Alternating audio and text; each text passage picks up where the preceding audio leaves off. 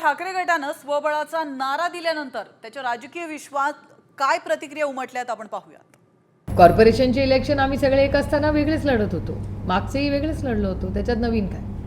त्याच्यामुळे कॉर्पोरेशन, जिल्हा परिषद अनेक वेळे कार्यकर्त्यांचं इलेक्शन आहे। सगळीच जर इलेक्शन सगळेजण आपल्या सोयीने लढायला लागले तर मग कार्यकर्त्यांनी काय फक्त सतरंज्या उचलायच्या?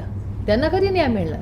माझं म्हणणं, त्यांनी एकत्रित लढावं, वेगळं लढावं, ती राहील की तुटेल याच्याकडे आमचं लक्ष नाही।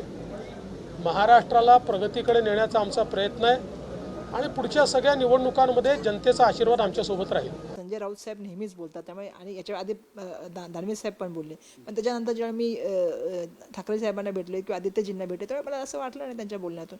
मी कसं सांगू, मला असं वाटतं की सार्वजनिक प्लॅटफॉर्मवर किंवा टी व्हीवर बोलण्यापेक्षा त्यांनी आमच्या नेत्यांशी बोलावं, काही त्यांचं म्हणणं असेल तर। राहायचं की नाही राहायचं त्यांचा इंडिव्हिज्युअल प्रश्न आहे, प्रत्येक प्रश्नाला स्वातंत्र्य आहे। संजय राऊत यांनी आज म्हटलंय की ठाकरे गट सगळ्या महापालिका निवडणुका स्वबळावर लढणार आहे।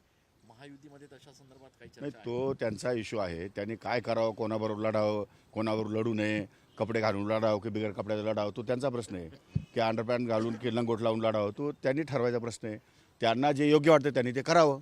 आता खरी कसोटी आहे की आता उभाटा सेपरेट लढत असताना जे मुस्लिम बांधव आणि भगिनी आहेत हे आता त्यांना मतदान करतात का, हा एक फार मोठं प्रश्नचिन्ह आहे। कारण काँग्रेसला असं वाटतंय की ती वोट बँक आमची आहे आणि उभाटाला असं वाटतंय ती वोट बँक आमची आहे। आता खऱ्या अर्थानं या सगळ्याच महाविकास आघाडीच्या पक्षांची कसोटी आहे।